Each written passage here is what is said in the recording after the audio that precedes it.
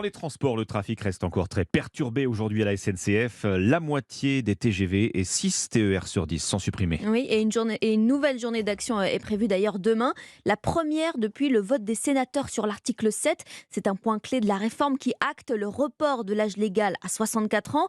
La fin des débats au Sénat d'ailleurs c'est dimanche soir. Barthélémy Philippe, est-ce que le feu vert de ces parlementaires pourrait démobiliser les troupes? Oui, c'est la crainte des leaders syndicaux qui n'ont plus que quelques jours pour faire reculer le gouvernement. Déjà avant le vote du Sénat, une large majorité de Français pensaient que la réforme serait de toute façon votée et appliquée, et ils sont sûrement encore plus nombreux aujourd'hui.